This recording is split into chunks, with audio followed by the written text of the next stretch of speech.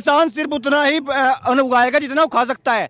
फिर खरीदो पूंजीपतियों पे से 200 रुपए किलो अनाज जो ये खरीदेंगे, कह रहे हैं कि हम राष्ट्रवाद में 100 रुपए का पेट्रोल खरीद रहे, वे राष्ट्रवाद में 200 रुपए किलो अनाज फसलों को बचाने की लड़ाई नहीं, ये आने वाली नस्लों को बचाने की लड़ाई है। अगर एक आध फसल को नष्ट करने से और आगे की जो आने वाली जो नस्लें, फसलों को नष्ट करने से आगे आने वाली जो नस्लें हैं, अगर वो बच सकती हैं तो फसलों को नष्ट करेंगे और आगे आने वाली नस्लों को। तो हमारे प्रधानमंत्री जी ने देश के किसान को आत्महत्या करने की कगार पर पहुंचा दिया है, और ये देश का किसान आत्महत्या अगर नहीं कर रहा है और फसल जलाने का काम कर रहा है तो वो समझ लो बहुत के लिए अगर हमें अपनी फसल आज जलानी पड़े, इस देश में मूर्खों को समझाने के लिए, जो मूर्ख आज हमें खालिस्तानी कह रहे हैं, जो मूर्ख हमें किसान नहीं मानते, जब हमारी फसलें नष्ट होंगी तो इन घर में बैठे बुद्धिजीवियों को पता लग जाएगी वो किसान ही थे। नमस्कार, आप देख रहे हैं DS4 में आपके साथ एक बार फिर से आनंद यादव।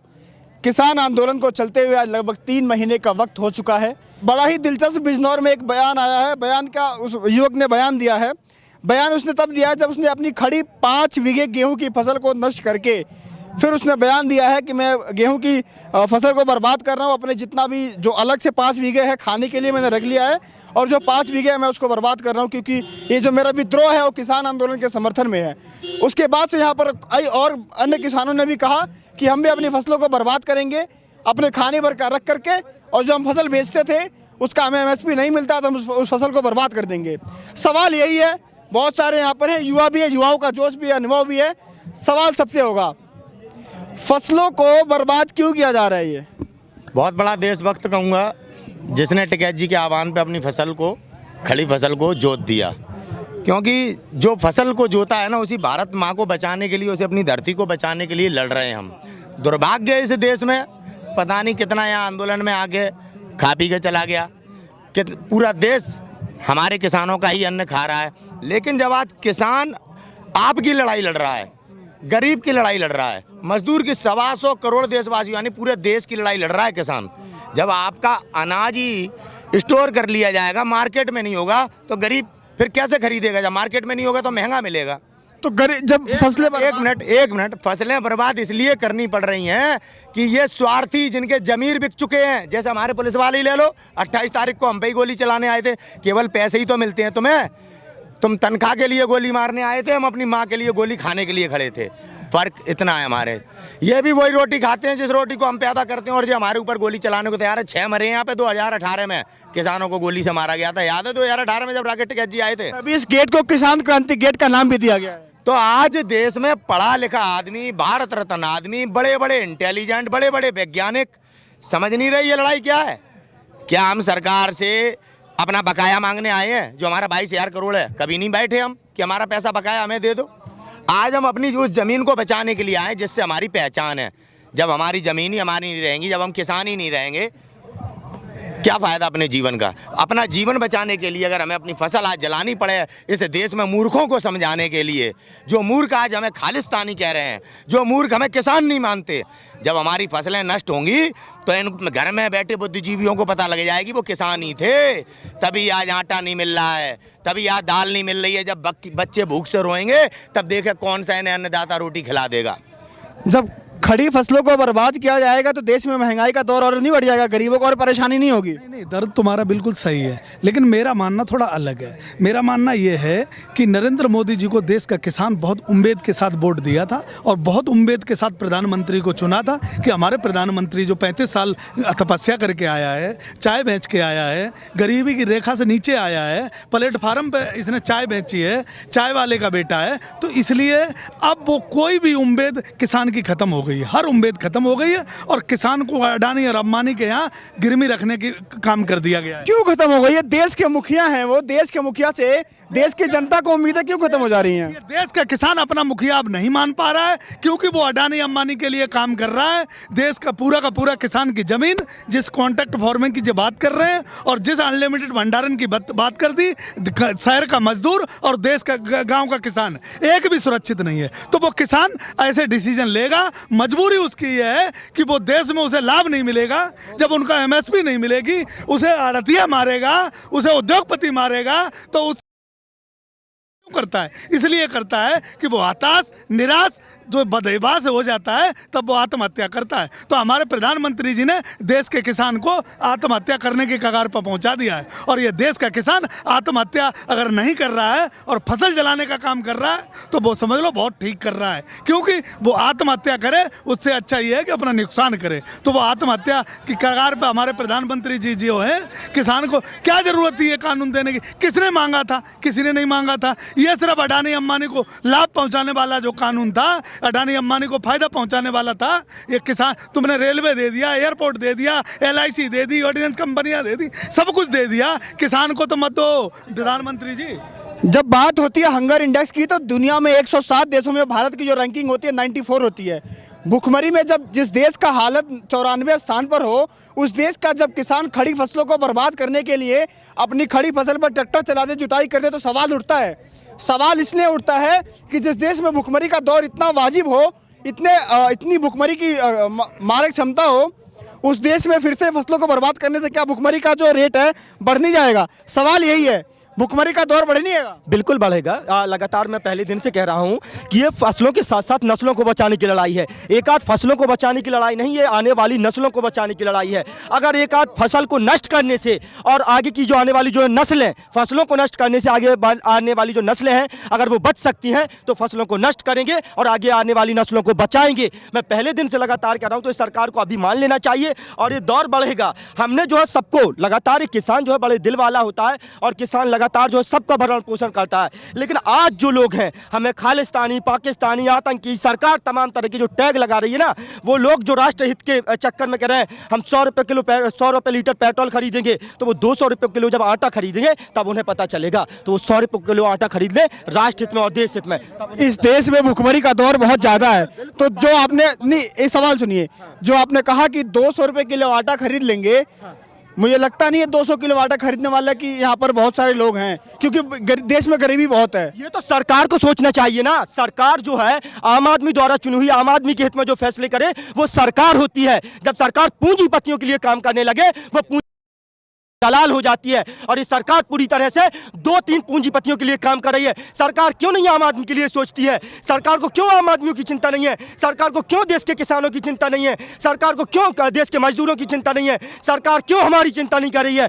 85 दिन से लगभग हम जो है आंदोलन कर रहे हैं, 215 से अधिक किसानों की मौत हुई है, लेकिन सरकार की कुंभकर्णी नींद नहीं टूटी। सरकार को हमारी चीजें नहीं दिखाती। हम जो है हमेशा, आपने देखा होगा महाराष्ट्र के लातूर के बाद बुंदेलखंड में और पूरे देश में लगातार किसान आत्महत्याएं कर रहे हैं। अपने बच्चों को पढ़ा नहीं पाते हैं किसान, अपने बच्चों का इलाज अच्छे अस्पताल में नहीं करा पाते हैं किसान, और जो अपनी बेटियों को शादी नहीं करा पाते हैं और उसके बाद फांसी का फंदा चूम लेते हैं और जाकर के फांसी लगा करके जो है आत्महत्या कर लेते हैं। आता हूँ आपके पास।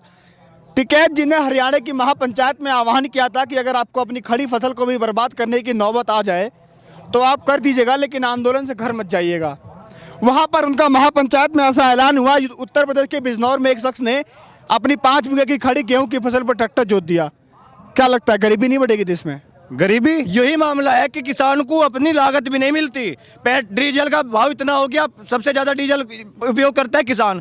आधे से ज्यादा किसान ऐसे हैं जिनके खेत में पानी भी डीजल से चलता है। उसके डीजल वाले सवाल पर मैं आपको बता दूं, जब सवाल किया गया हमारे देश के जो केंद्रीय कृषि पेट्रोलियम मंत्री हैं, पेट्रोलियम मंत्री धर्मेंद्र प्रधान का उनका बयान आया था कि डीजल और पेट्रोल पर जो दाम बढ़ाया जा रहा है, इसलिए बढ़ाया जा रहा है जो वहाँ से पैसा आएगा, टैक्स का पैसा आएगा, देश में कृषि सुधार में लगाया जाएगा। नहरों की, खाद की, यूरिया की, और भी जो भी कृषि में सुधार हैं देश के किसानों के हित में, वो किए जाएंगे। ये उनका बयान था। आप बताइए, आपके फायदे की तो बात कर रहे हैं वो। हमारे फायदे की, हम भी तो उनके फायदे की कर रहे हैं। वे पूंजीपतियों की बात करते हैं। किसान सिर्फ उतना ही उगाएगा जितना वो खा सकता है। फिर खरीदो पूंजीपतियों पे से 200 रुपये किलो अनाज जो खरीदेंगे, तो कह रहे ना कि हम राष्ट्रवाद में 100 रुपये का पेट्रोल खरीद रहे। वे राष्ट्रवाद में 200 रुपये किलो अनाज खरीद के दिखाना है।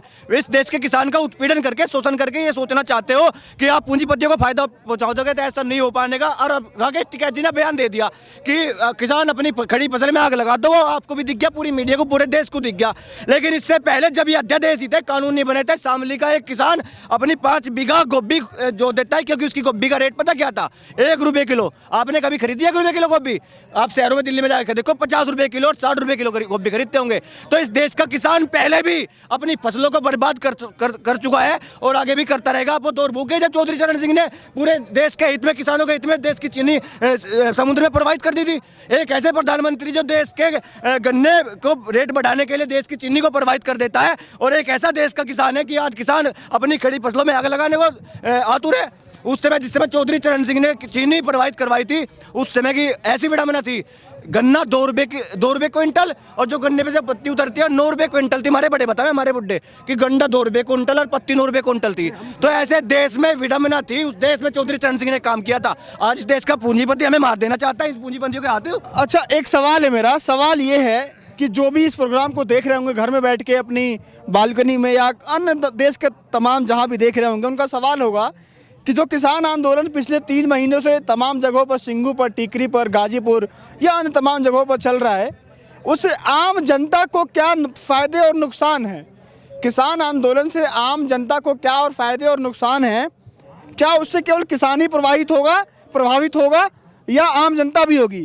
कम शब्दों में पूरा बताइए कि कैसे आम पब्लिक भी किसान बिल से प्रभावित होगी? क्या किसान ही प्रभावित होंगे क्या? भाई आप सीधी सी चीज़ समझिए, अगर ये तीनों कानून और एमएसपी का कानून नहीं लगा, तीनों कानून नहीं हटे, तो इसमें सीधा सीधा पूंजीपतियों की मोनोपोली हो जाएगी। वो जब चाहेंगे आलू 10 रुपए किलो बेचेंगे, जब चाहेंगे आलू 200 रुपए किलो बेचेंगे, क्योंकि असीमित भंडारण का कानून लग रहा है। तो ये चीज़ जो आम आदमी है, जो डायरेक्ट किसानी से नहीं जुड़ा है, जो नौकरी पेशा है या जो मान लो बिजनेस करने वाला है, छोटा व्यापारी है, तो उसको भी इस चीज़ को समझना पड़ेगा कि जब आप, जैसे अभी इस समय आलू का सीजन है, तो अभी आलू आपको मार्केट में 5 रुपए 10 रुपए किलो मिल रहा है, और जब ऑफ सीजन होता है तो वही आलू आपको 40 रुपए 50 रुपए किलो मिलता है, 60 रुपए किलो तक मिलता है, प्याज आपको 100 रुपए किलो तक मिलता है। अब अगर ये असीमित भंडारण इसमें हो जाएगा, असीमित भंडारण का कानून लग जाएगा, तो यही चीज़ आपको जब व्यापारी चाहेंगे, अंबानी, अडानी और ये जो सरकार के नुमाइंदे बैठे हुए हैं, तो ये आपको 200 रुपए किलो भी बेच सकते हैं। और मॉल में जैसे अभी आपको सब्जियां मिलती हैं ना 200-150 रुपए किलो, तो ये चीज़ें आम जनता के लिए तो फ़ायदेमंद नहीं है। हाँ, बड़े व्यापारियों के लिए और सरकार में जो लोग बैठे हैं उनके लिए फ़ायदेमंद है। और जो लोग इस आंदोलन से जुड़े हुए हैं, चाहे वो मजदूर हो, किसान हो, आम आदमी हो, वो इस चीज़ को अच्छी तरीके से समझ रहा है। इसीलिए आंदोलन पूरी मजबूती से चल रहा है, और सरकार भी पूरी मजबूती से उस आंदोलन को तोड़ने की नामुमकिन कोशिश कर रही है। अगर मान लीजिए ये आंदोलन आम आदमी के हित में नहीं होता, ये सिर्फ किसानों के या कुछ एक पंजाब या हरियाणा के किसानों के हित में होता, तो अब तक ये आंदोलन टूट जाता। क्योंकि ये आंदोलन पूरे देश के लिए आम आदमी का आंदोलन है, इस वजह से ये आंदोलन अब तक चल रहा है। और मुझे लगता है ये आंदोलन देश में आज़ादी के आंदोलन से पहले का जो है अब तक का सबसे बड़ा आंदोलन होगा। और ये पूंजीपतियों के साथ बात बताइए, आंदोलन कब तक चलेगा? 3 महीने का वक्त हो चुका, सरकार ने, इधर आ जाइए, थोड़ा इधर आ जाइए, सरकार ने कोई वक्त भी नहीं दिया, कब तक चलेगा आंदोलन? भाई आंदोलन की कोई आड़ नहीं होती। महात्मा गांधी ने 1917 से आंदोलन चालू करा था, और सन 47 में जाकर 1947 में जाकर कामयाब हुए थे। तो आंदोलन की बेटे कोई सीमा नहीं होती। आंदोलन तो ऐसा है, अब जब तक ये कानून नहीं ख़त्म होंगे, जैसा अंग्रेज जब तक नहीं भागे तो आंदोलन खत्म नहीं हुआ। मतलब जब तक कानून वापसी तब तक घर वापसी नहीं। हाँ, कतई घर वापसी नहीं। अरे जो देश में 1967 से एमएसपी लागू है, लेकिन वो लिखित रूप से लागू नहीं है, उसी की मांग है। दूसरी एक और बात जो यहाँ पर चल रही थी कि स्टोरेज की, 1955 में स्टोरेज का जो कानून था वो ख़त्म कर दिया गया था, लेकिन जो ये अध्यादेश आया है, जो कानून आया है, उसमें स्टोरेज की क्षमता को फिर से लागू करने की बात कही जा रही है। तो यही ये मांग है कि स्टोरेज की जो क्षमता की जो लागू करने की मांग है वो हटाया जाए।